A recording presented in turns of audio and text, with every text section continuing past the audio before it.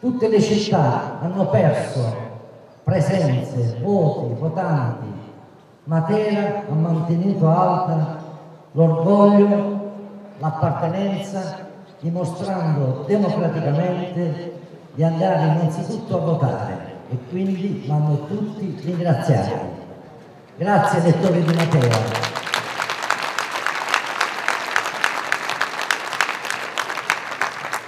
Vanno ringraziati anche perché, credetemi, quando si sceglie di candidarsi al sindaco, e qui abbiamo avuto un sindaco grande che ha fatto veramente grande la città di Lecce, è stata per lei forse un'esperienza importantissima per la sua vita,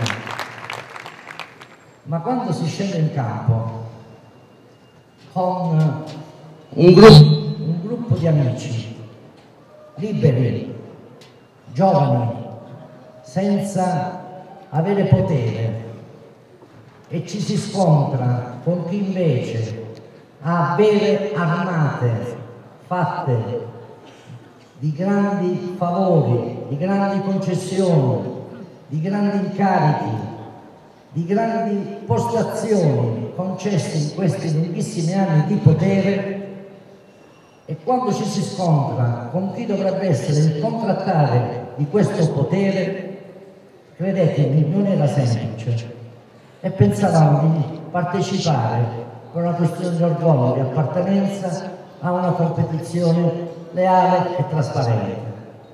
Poi voi, solo voi, mi avete dato la forza di fare questa lunga corsa di 4 settimane, portando ovunque, nei quartieri, parlando con tante persone, qual era il senso di questa scesa in campo, senza interessi. Io non ho interessi da difendere, ho interessi solo di difendere la mia città, perché io sono veramente legato alla mia città.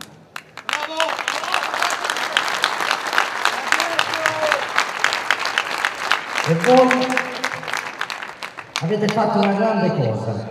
Pensate, martedì sono usciti tutti i quotidiani nazionali, tutti, quotidiani importantissimi, il Corriere della Sera, il titolo in prima pagina, 4 colonne, 8 colonne, la Lega sfonda in Lombardia, raggiunge il 16,15%, un grande fenomeno, la Lega da 20 anni in Lombardia. Noi raggiungiamo il 27%. Ne devono tenere conto tutti, i partiti consociati, quelli che si scambiano i favori da destra e da sinistra, la sinistra che ha le mani ovunque, che ha un potere devastante. E cosa succede? Succede che questo grande partito, questa grande accozzaglia di partiti, questo grande frullatore di potere scende in campo e nello stesso giorno raggiunge un tetto del 70,8% a Matera città nelle elezioni regionali. Nello stesso momento, nelle cabine dove si è votato, le liste collegate al centro-sinistra raggiungono il 58% e il sindaco di quella coalizione raggiunge il 48%. E questo è il fenomeno che va letto con freddezza, cioè se questo sindaco avesse avuto un voto in più o un voto in meno delle sue liste, era legittimato a essere il sindaco della nostra città. Chapeau! Lui non ha avuto questo piacere, lui ha preso 10 punti in meno. Sapete che significa? È un brutto segno. Vuol dire che questo sindaco non è stato accettato da questa massa enorme di elettori che sono stati in tutti i modi compulsati, ricattati, condizionati, perché c'era una grande causa da sostenere. Il risultato non li ha appagati, ahimè. E questo è un bruttissimo segno che dà nervosismo, dà trepidazione, ormai loro si ostinano a dichiarare in tutti i modi possibili che loro hanno già una maggioranza. Non sappiamo se sono 23, sono 24, sono 25, sono sicuramente il Consiglio Comunale una maggioranza. E dicono, tanto ormai abbiamo la maggioranza, che senso ha? Abbiamo la vittoria in tasca. Ma ci può essere una legge che stabilisce le regole di un'elezione e davanti a questo caso non dice tutti a casa? No. La legge dice che al ballottaggio si riparte da zero. Siamo allo 0-0 e le partite si vincono giocando fino all'ultimo minuto, senza farsi prendere dalla fretta, dall'ansia, dalla trepidazione, dal nervosismo, con i nervi calmi, perché i materani hanno fatto una cosa estremamente intelligente. Ci sono dei dati che non sono stati pubblicati perché non si possono pubblicare, perché non c'è una rilevazione di questo tipo. Ma chi era presente nei seggi, e noi avevamo 3 rappresentanti delle nostre liste per ogni seggio, riportava fedelmente ogni scheda che veniva tirata fuori dall'urna, dai presidenti dei seggi.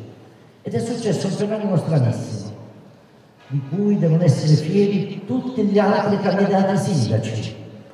Savino, Scarciolla, Genchi, Saverio Aciclo e Angelo Costo hanno avuto il segno, questa bella X sul loro nome. Tutte le schede a loro collegate, a me collegate, avevano questa X. Quando uscivano le schede del centro-sinistra, c'era il voto sul simbolo, c'era il nome del consigliere. Ahimè, il 52% di quei voti non avevano il coraggio di mettere la X su Adduce. E questo è il segnale. Ecco perché hanno paura, perché hanno capito prima di voi, prima di me, prima di tutti, che questo sindaco, candidato da Potenza, dallo strapotere di Potenza, che ci condiziona da sempre, che ci toglie il respiro, non è stato accettato dai veterani.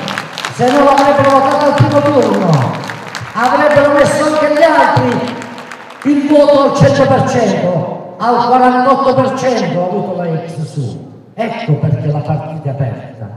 Però viene subito la domanda sibillina, capziosa, ve lo dicono in tutti gli angoli, lo dicono al mercato, lo dicono nei capannelli nelle strade, nelle telefonate, negli uffici, vi ossessioneranno fino a domenica mattina. Ma dove vuole andare? Non ha una maggioranza. Ma sapete che questa è un'offesa alla vostra intelligenza? Io non devo suggerirvi la risposta, voi la sapete la risposta. Questa è una città che è caduta nella peggiore delle situazioni possibili. La crisi economica ci rode, ci sfianca, ci ha cancellati. Noi non possiamo vivere di elemosine che ci arrivano dalla capitale Potenza. No. Voi sapete che io voglio con Potenza, col potere regionale, avere un confronto costante. Voglio presentare i progetti, voglio presentare tanti progetti, voglio essere bocciato per incapacità, non perché ci deve toccare l'X%. È finita la commedia.